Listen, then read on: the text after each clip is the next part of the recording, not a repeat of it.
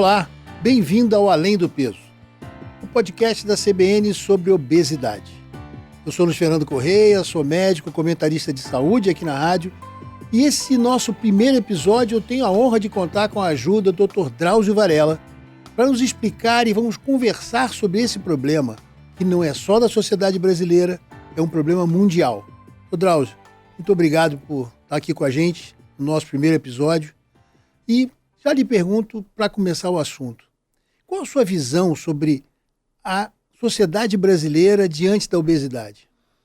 Olha, nós ainda estamos muito atrasados nessa discussão, porque a obesidade ainda é interpretada pela maioria das pessoas como sendo um problema pessoal.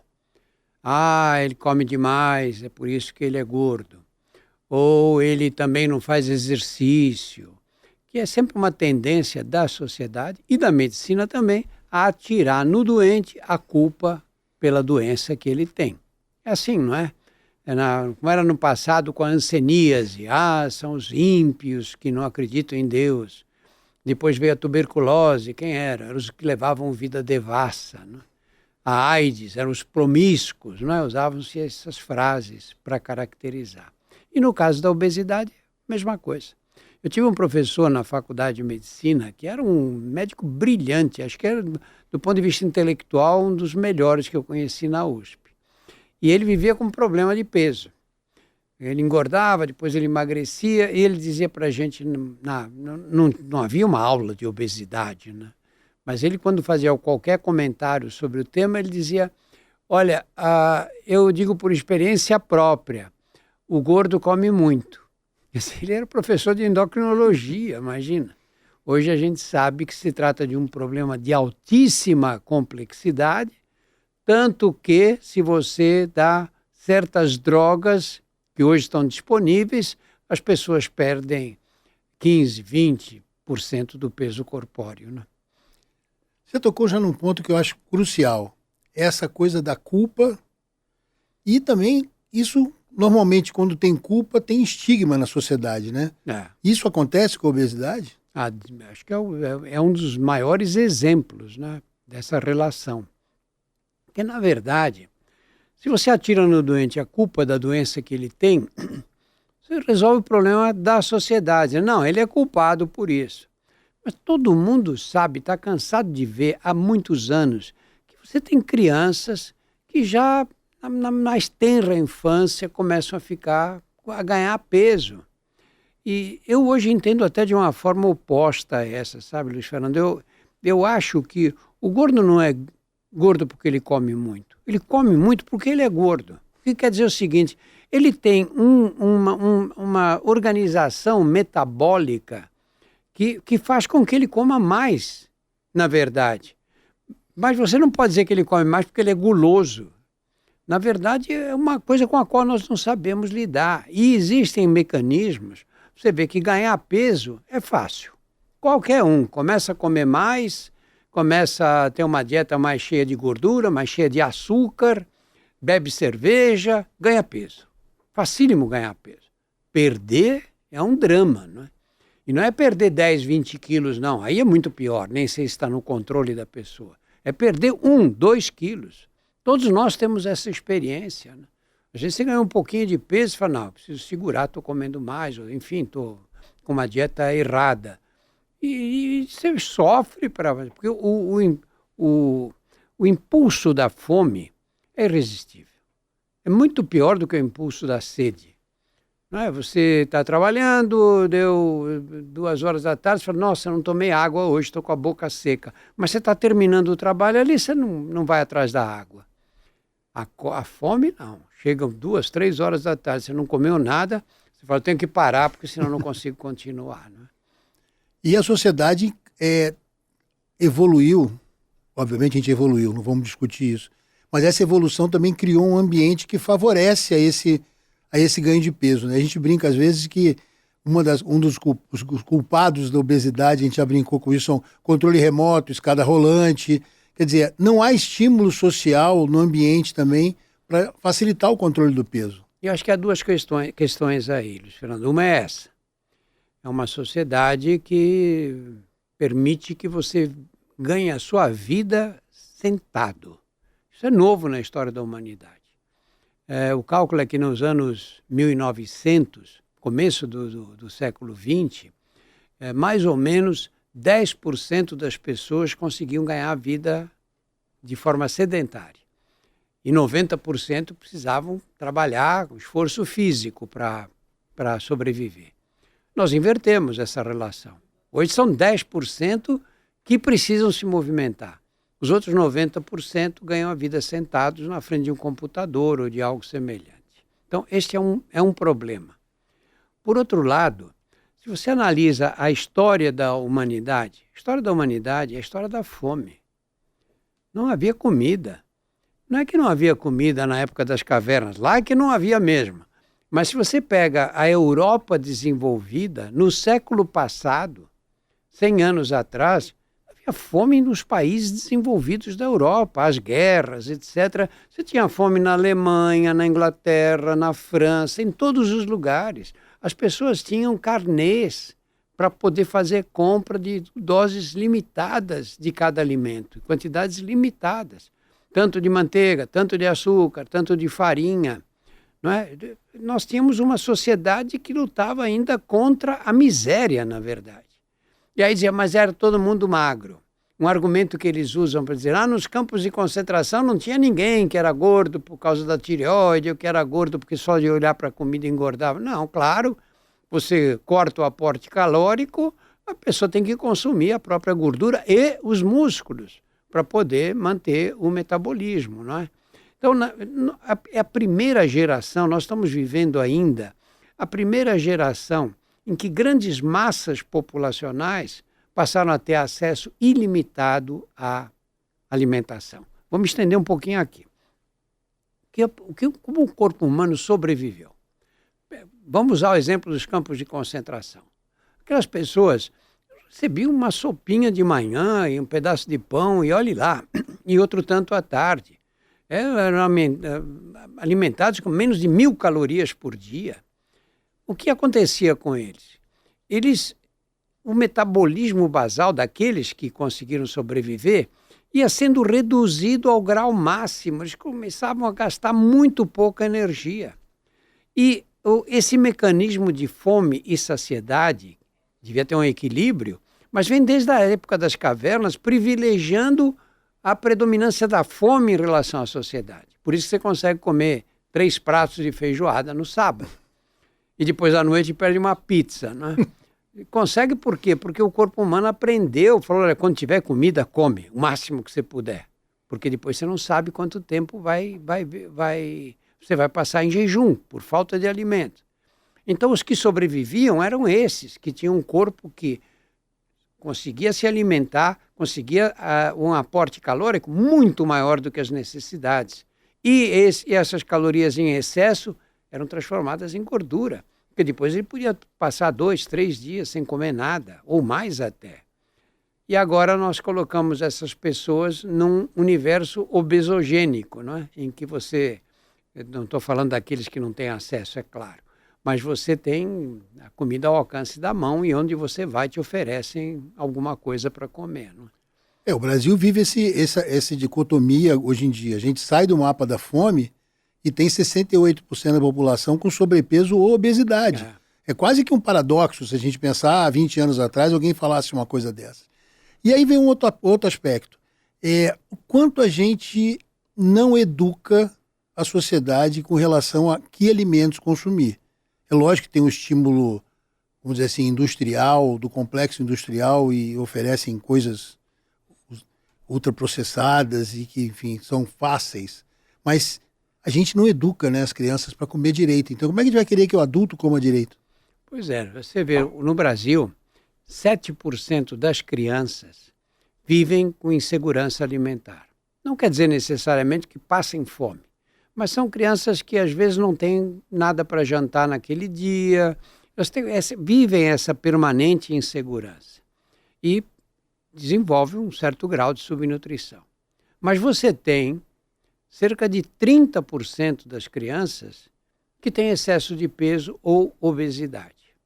E quando você analisa o dia a dia das famílias de classe média, daquelas que têm acesso à alimentação, você vê que essas crianças são criadas, primeiro, num mundo cheio de açúcar. Açúcar e gordura são os alimentos mais calóricos, não é? E com a diferença, a gordura ainda provoca uma plenitude gástrica mais duradoura. O açúcar não, o açúcar é compulsivo. Você começa comendo um chocolate, quando você vê, você comeu a barra inteira e você foi lá para comer um pedacinho, né? E aí as crianças são criadas em casas em que você abre o armário, está cheio de biscoitos, cheio de chocolate, balas. Você dá uma bala para uma criança, qual é a finalidade disso? Um alimento que não vai fazer nada, a não ser provocar um gosto doce na boca. A gente vicia as crianças de adulto em açúcar desde a mais tenra idade. Algumas famílias já põem na mamadeira da criança, já adocicam o leite, quando o leite tem açúcar, que é a lactose, não é? E isso você depois, a criança vai comer, se não acabou de comer, diz, não, se você não terminar o prato, eu não te dou sobremesa. Sobremesa vira um presente para aquela criança, não é? E esse tipo de educação, as famílias fazem com a melhor das intenções, mas fazem de uma forma errada que prejudica a criança e vai prejudicar por muitos anos, né? E isso, no final das contas, a gente tem que pensar, quando a gente fala em saúde, a gente tem que falar também em duas coisas, na minha visão. O gasto que isso traz para a sociedade para resolver agora e daqui para frente os problemas que nascem, e a perda de produtividade e o quanto isso vai custar para o Brasil. Isso é uma coisa que a gente não costuma fazer essa conta, né? Os nossos políticos não são muito chegados em fazer essas contas desagradáveis, né, doutor Drauzio, de cortar coisas, né, das pessoas. Olha, você sabe, eu gosto de analisar muito a situação americana. Porque você vai para os Estados Unidos, especialmente quando você vai para cidades menores, espalhadas pelos interiores do país, que são a maioria das cidades, a enorme maioria, você vê uma quantidade de gente muito obesa. Um grau de obesidade que é raro ainda no Brasil, né? Pessoas com 200 quilos, com 180 e tudo. E aí você olha aquela população e diz, como é o sistema de saúde deles? Eles não têm sistema público, né? Você conhece bem esse problema, morou lá. Eles não têm saúde pública. E eles fazem o quê? Essa pessoa obesa, quando tem um infarto do miocárdio, quando tem um AVC, vai para os hospitais e recebe a medicina mais tecnológica possível. Quanto custa para eles isso? Custa 17% do PIB deles. Ou seja, eles têm um PIB de mais de 20 trilhões de dólares, isso aí vai custar 3 trilhões e 400 bilhões de dólares. É maior do que o PIB brasileiro. Quer dizer, o Brasil, que é uma das 10 maiores economias do mundo, se você pegasse toda a produção brasileira e desse para tratar os americanos, só para tratar os americanos, seria muito insuficiente. Agora, esse investimento, quanto tinha que viver o americano médio para justificar um investimento desse tipo? Uns 120 anos. É a pior expectativa de vida da OCDE. A expectativa de vida de quem nasce em Santa Catarina ou no Espírito Santo aqui é maior do que a de quem nasce nos Estados Unidos. Cuba tem a mesma expectativa de vida, no momento é maior, até porque a expectativa nos Estados Unidos vem caindo devagar, mas vem caindo. Quer dizer, não é com dinheiro que você resolve esse problema. Esse problema é complexo, porque depende primeiro de um complexo industrial que joga no mercado alimentos ultraprocessados. Esses alimentos ultraprocessados são obesogênicos. Por quê? Porque primeiro são altamente calóricos. No passado eles punham gordura trans, para o alimento durar mais na prateleira, para ter um sabor melhor. Quando começou essa guerra contra as gorduras, eles passaram a usar o quê? Açúcar. Vai para comprar uma torrada no supermercado e olha o rótulo, vê se não tem açúcar ali. Tudo é adocicado agora. E onde você vai te oferece um biscoitinho, te oferece um salgadinho que também leva doce em todo lugar. E, com isso, você cria uma situação em que, o aporte calórico, de um modo geral, é mais alto, ou vira mais alto. Então, é muito difícil você atacar esse problema. Segundo, você resolveu o problema cultural. Como era antigamente. Eu, quando era moleque, eu nasci num bairro operário aqui em São Paulo, não tinha gordo. Não tinha gordo, ninguém. Porque as pessoas almoçavam e jantavam em casa. Ninguém ia a restaurante. Era um bairro pobre. As pessoas almoçavam, jantavam, arroz, feijão, salada. A melhor dieta que existe. Que você consegue comer todo dia. Vai para a Alemanha, come todo dia salsicha com repolho, com chucrute. Vê se você consegue. Né? Aqui não. Aqui você tem um cardápio maravilhoso e nós temos o Guia Alimentar da População Brasileira, que é citado como exemplo no mundo inteiro. Como deve ser a alimentação. Agora, isso esbarra em alguns problemas. O custo é um deles.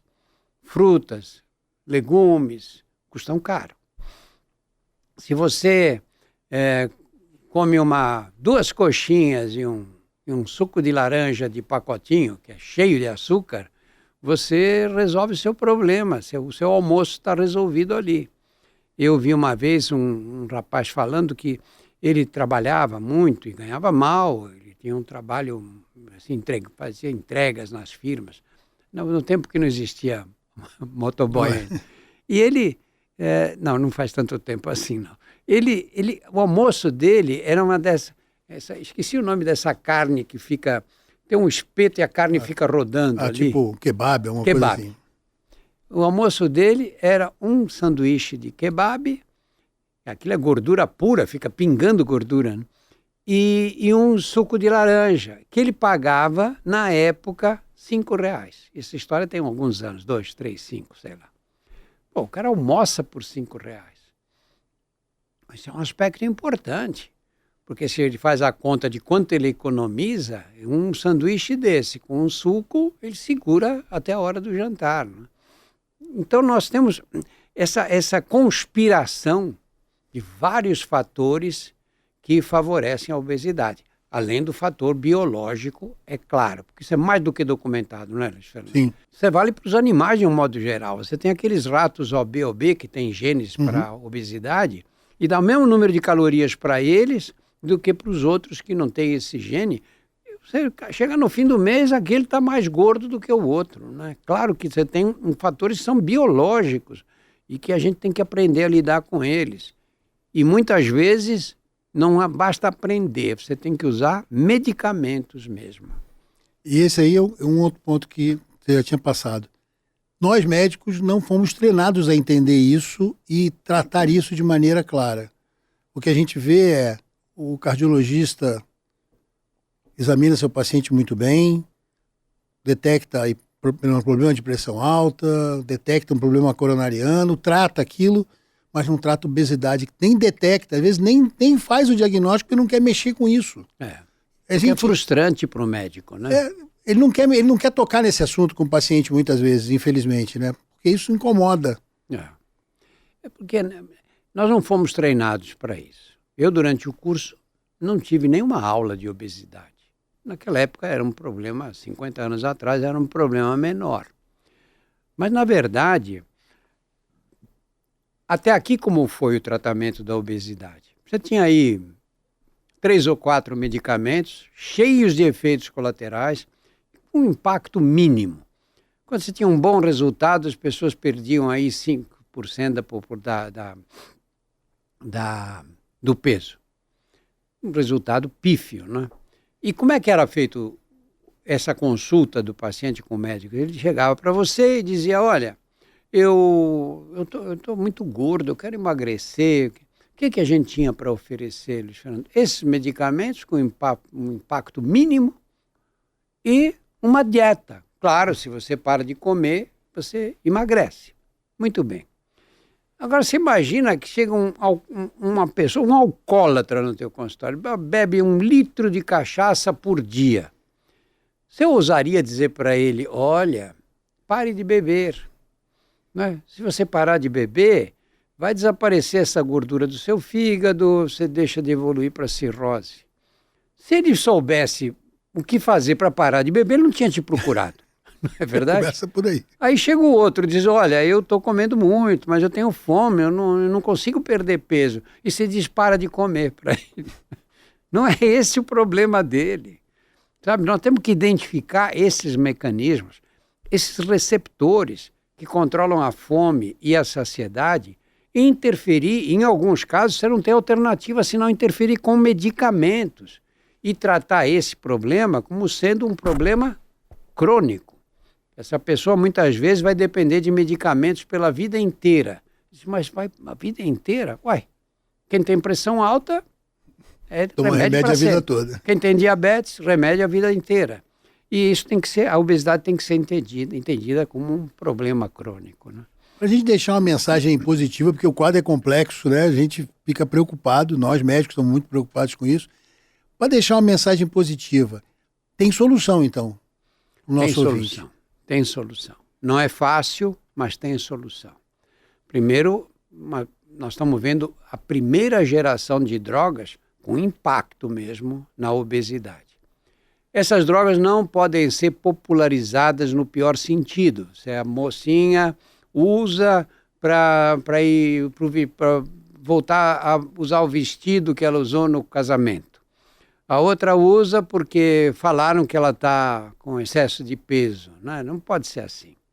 Essas drogas são usadas para quem tem um problema grave de obesidade, um problema de obesidade diagnosticada, que não pode se limitar ao índice de massa corpórea. Hoje a gente acha que a circunferência abdominal e outros fatores. Então nós temos que primeiro aprender a diagnosticar direito, estabelecer, a gente tem todos os dados, mas estabelecer padrão.